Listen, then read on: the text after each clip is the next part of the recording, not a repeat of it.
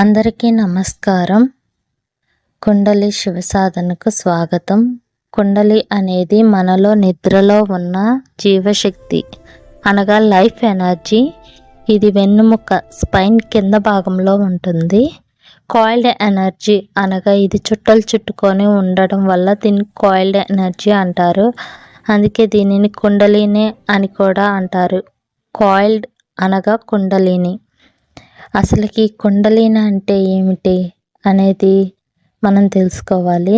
ఈ కుండలి అనేది మనిషి శరీరంలో వెన్నుముక్క అడుగు భాగాన ఉన్న శక్తి ఒక్కసారిగా పైకి లేవడాన్ని కుండలిని అంటారు. ఇది నిద్రలో ఉంటుంది. ఈ నిద్రలో ఉన్న శక్తి ఎగిసి శరీరంలోని చక్రాలు అనగా మూలాధార, స్వాదిష్టాన, మణిపూర్వక, అనాహత, విశుద్ధి, ఆజ్ఞ, సహస్ర ఈ 7 చక్రాల గుండా ప్రయాణం చేసి శరీరం మొత్తం వ్యాపిస్తుంది.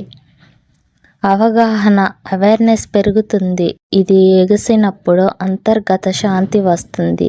జీవితం మీద క్లారిటీ వస్తుంది. అలాగే జగ్గి వాసుదేవ్ గారి ఆయన మాటల కుండలి అవేక్నింగ్ అంటే ఎలాంటి మిస్టీరియస్ మ్యాజిక్ కాదు. ఇది మీ శక్తి పూర్తి స్థాయిలో పనిచేయడం అని చెప్పారు. ముఖ్యంగా ఇది ఫోర్స్ చేసి చేయడానికి ప్రయత్నించకూడదు. సిద్ధంగా ఉన్నప్పుడే సహజంగా జరగాలి ఈ ప్రాసెస్ అనేది. చాలామంది కుండలిని వేక్నింగ్ చేయాలని యూట్యూబ్లో 1-2 వీడియోలు చూసి దాన్ని ప్రాక్టీస్ చేస్తుంటారు. అస్సలకి ఇలా చేయకూడదండి.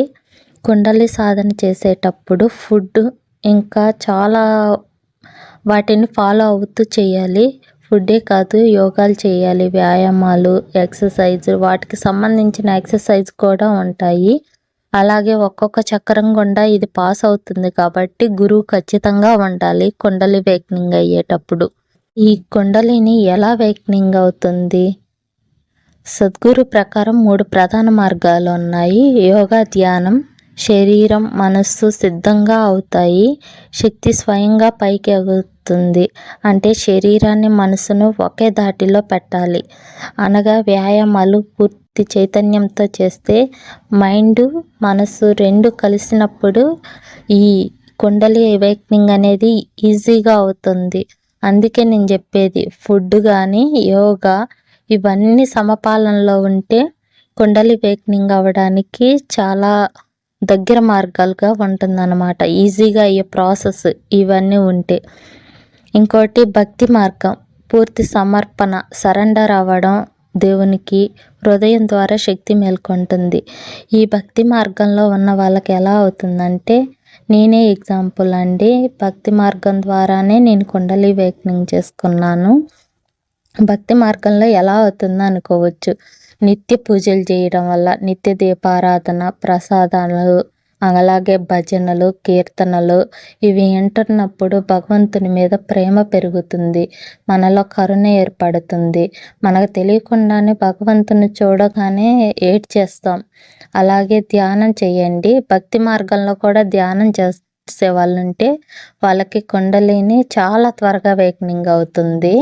మెడిటేషన్ కానీ భక్తి కలిస్తే ఇక కుండలి అనేది చాలా ఫాస్ట్గా వేక్నింగ్ అవుతుంది అన్నమాట. అలాగే కుండలి వేక్నింగ్ అయ్యి మళ్ళీ అక్కడే ఉండిపోదండి. కుండలి వేక్నింగ్ అయ్యి మళ్ళీ మన పాత పద్ధతులే ఉండి పాత ఆహారపు అలవాట్లే ఉంటే మళ్ళీ కుండలిని కిందికి దిగిపోతుంది.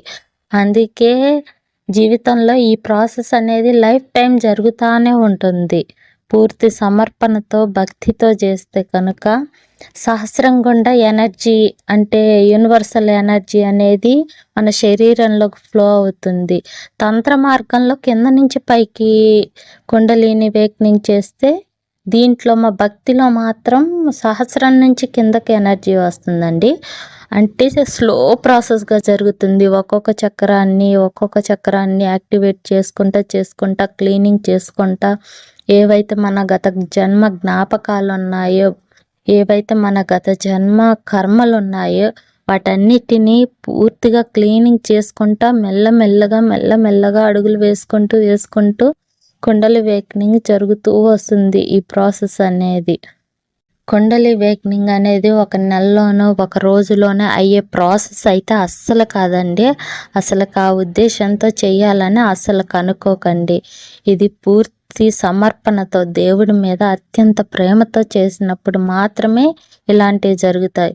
ఇంకోటి, కుండలి వేక్నింగ్ అవ్వతే అతీంద్రియ శక్తులు వస్తాయా అని కొంతమంది అనుకుంటారు. వస్తాయండి, కానీ అవి ఎవరికి చెప్పకూడదు. చెబితే ఆ శక్తులు అనేది వాటి శక్తి తగ్గిపోతుంది. మనము ఎవరికన్నా చెప్తే ఆ శక్తుల గురించి ఆ శక్తి క్షీణిస్తుంది, కానీ వాటి వల్ల మనం ప్రయోజనం పొందలేము. అవి వచ్చినా లేనట్టే, అతీంద్రియ శక్తులు ఉన్నా లేనట్లుగా భావించండి. ఎందుకంటే కుండలి వేక్నింగ్ మనకు కావాల్సింది దైవాన్ని చేరుకోవడానికి, ముక్తిని పొందడానికి. అవి శక్తులు వచ్చి ఆ శక్తులను మనం ఉపయోగించుకుంటే ఇంకా మనం మూర్ఖులం అవుతాం, కానీ చైతన్యం ఎప్పుడవుతాము? శక్తి చైతన్యం కలిసినప్పుడే కదండి జీవన్ముక్తి. మనం చేసే ఈ కుండలి వేక్నింగ్ అయినా, భక్తి మార్గమైనా, ఏదైనా దేనికోసం? భగవంతుని చేరుకోవడానికి, ముక్తిని పొందడానికి. అదే కదా మన అన్లిమిటెడ్ గోలు. అసలుకి ఇంకా లాస్ట్ మన గోల్ ఏదన్నా ఉందంటే ముక్తి పొందడమే. ఈ జీవన చక్రాల నుంచి విముక్తి పొందడమే. ఈ జనన మరణాల నుంచి ముక్తిని పొందడమే.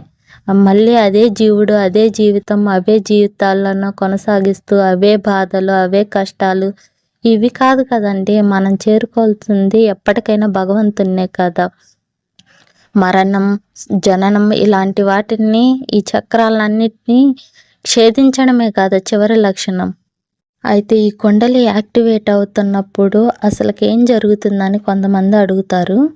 ఈ కుండలి వేక్నింగ్ అయ్యేటప్పుడు ఏంటంటే అవేర్నెస్ బాగా పెరుగుతుంది. ఏ పని చెయ్యాలి, ఏ పని చేయకూడదు. అయితే చేసే పనిని పూర్తిగా ప్రజెంట్గా చేస్తారు. ఈ నిమిషంలో మాత్రమే జీవిస్తారండి. కుండలి వేక్నింగ్ అయ్యేటప్పుడు భవిష్యత్తు గురించి ఆలోచించరు, గతం గురించి పట్టించుకోరు. గతం గురించే ఆలోచిస్తారు, కానీ ప్రజెంట్ మూమెంట్ని ఎంజాయ్ చేస్తారండి. జరిగిపోయిన దాని గురించి కూడా ఆలోచించరు. లోపల జరిగే ప్రక్రియలను గమనించడం, మన లోపల ఎలాంటివి వస్తున్నాయి, ఏదైనా విషయం జరిగినప్పుడు కోపం వస్తుందా, శాంతంగా ఉంటున్నామా, మనమే గమనించుకుంటూ ఉంటాం. సెల్ఫ్ లవ్, సెల్ఫ్ అవేర్నెస్ బాగా పెరిగిపోతుంది. ముఖ్యంగా క్లియర్గా చెప్పాలంటే కుండలి ఒక పవర్ఫుల్ ప్రాసెస్ అండి.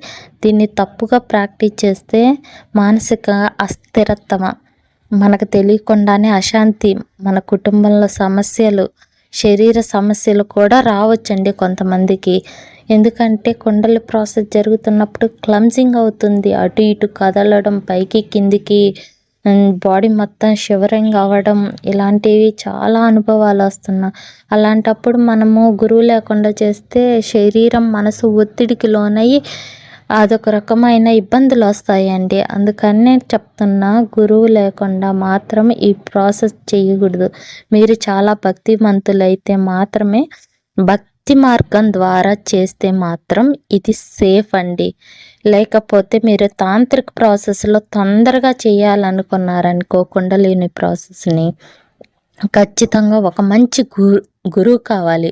ఆ గురువు కూడా ఎవరు పడితే వాళ్ళు, అందరు ఫేక్ బాబాలేనండి ఈరోజు. ఎవరిని నమ్మొద్దు. రియల్ గురువులు చాలా రేర్గా ఉన్నారు. మీరు నేర్చుకోవాలా అన్న తాపత్రయం మీలో ఉంటే ఖచ్చితంగా గురువు మీకు దొరుకుతాడు. దానికోసం ఎలాంటి ఇబ్బంది పడాల్సిన అవసరం లేదు. మీరు చేయాల్సిందల్లా ఏం లేదండి, భగవంతుడికి సమర్పించుకోవడమే. మనను మనం పూర్తిగా సరెండర్ చేసుకున్నప్పుడు మాత్రమే మనమే ఈ ప్రాసెస్లో ముందుకు వెళ్ళగలుగుతాము. ఈ ప్రాసెస్ ఎందుకు చేస్తున్నామంటే ఒకటండి, మీరు మీ అసలు సామర్థ్యాన్ని అన్లాక్ చేయడం. ఇది మాయ కాదు, ఇది అంతర్గత పరివర్తన, ఇన్నర్ ట్రాన్స్ఫర్మేషన్ కోసమే. కుండలి మేల్కొనడం అంటే బయట ప్రపంచాన్ని మార్చడం కాదు, మీ లోపల ప్రపంచాన్ని మేల్కొల్పడమే. గుర్తుంచుకోండి, మనలో ఉన్న శక్తిని మేల్కొల్పితే జీవితం మారుతుంది. మీకు ఈ వీడియో నచ్చితే లైక్ చేయండి. ఇలాంటి లోతైన సత్యాల కోసం సబ్స్క్రైబ్ చేయండి. ఇది కేవలం మొదటిది మాత్రమే. ఇంకా చాలా రహస్యాలు తెలుసుకోవాలంటే మా ఛానల్ను ఫాలో అవ్వండి. మరికొన్ని మిస్టీరియస్ సత్యాలను మా ఛానల్ను తెలుసుకుందాం. ఇంతవరకు ధన్యవాదాలండి. ఇంతవరకు మా ఛానల్ను చూసినందుకు, మా కంటెంట్ నచ్చితే లైక్ చేయండి, షేర్ చేయండి.